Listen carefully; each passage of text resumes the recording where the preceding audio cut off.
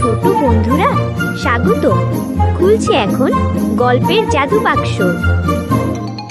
আমাদের আজকের গল্প রাজকন্যা চন্দ্রমালা। অনেক অনেক দিন আগে সুবর্ণপুর নামে এক রাজ্য ছিল। সেই রাজ্যের রাজা রানীর একমাত্র মেয়ে ছিল রাজকন্যা চন্দ্রমালা। তার রূপ ছিল পূর্ণিমার চাঁদের মতো সুন্দর।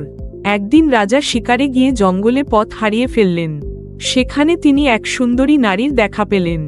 নারীটি আসলে ছিল এক ভয়ঙ্কর রাক্ষসী, যে জাদু করে সুন্দরীর রূপ ধরেছিল। চতুর রাক্ষসী রাজাকে মুগ্ধ করে প্রাসাদে চলে এল। কিছুদিনের মধ্যেই সে নতুন রানী হয়ে গেল। কিন্তু নতুন রানী চন্দ্রমালাকে একদম সহ্য করতে পারত না, কারণ এক ভবিষ্যৎবাণীতে বলা হয়েছিল চন্দ্রমালাই একদিন রাক্ষসী রানীর শক্তি ধ্বংস করবে। তাই এক রাতে রাক্ষসী রানী তার কালো জাদুর আয়না ডেকে বলল, আয়না, আয়না, বলো তো কিভাবে চন্দ্রমালাকে সরাবো? আয়না বলল, তাকে 7 পাহাড় আর 7 নদীর ওপারে মৃত্যুবনে পাঠিয়ে দাও। সেখানে 3 মাথাওয়ালা দানব থাকে। পরদিন রানী মিথ্যা কান্না করে রাজাকে বলল, স্বপ্নে দেবী আদেশ দিয়েছেন রাজকন্যাকে মৃত্যুবন থেকে সোনার পদ্ম এনে দিতে হবে, না হলে রাজ্য ধ্বংস হবে। সরল রাজা বিশ্বাস করে ফেললেন। চন্দ্রমালা একা যাত্রা শুরু করল। পথে সে এক জাদুকরী পাখিকে শিকারীর হাত থেকে বাঁচাল। পাখিটি আসলে ছিল এক পরী। পরী বলল, তোমার দয়ার প্রতিদান দেব, এই জাদুর বাঁশি নাও, বিপদে বাজাবে।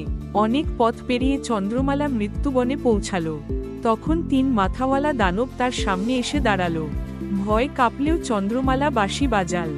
সঙ্গে সঙ্গে আকাশ থেকে শত শত পরী এসে দানবটিকে পাথর বানিয়ে দিল।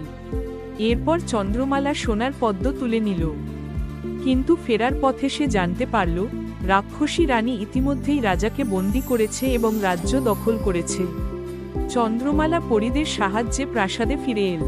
রাক্ষসী তখন তার আসল রূপ ধারণ করল, লাল চোখ, বিশাল দাঁত আর কালো ডানা।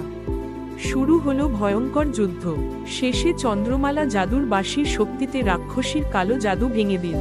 এক বিকট চিৎকার করে রাক্ষসী ধোঁয়ায় মিলিয়ে গেল। রাজা মুক্ত হলেন। রাজ্যে আবার শান্তি ফিরে এল।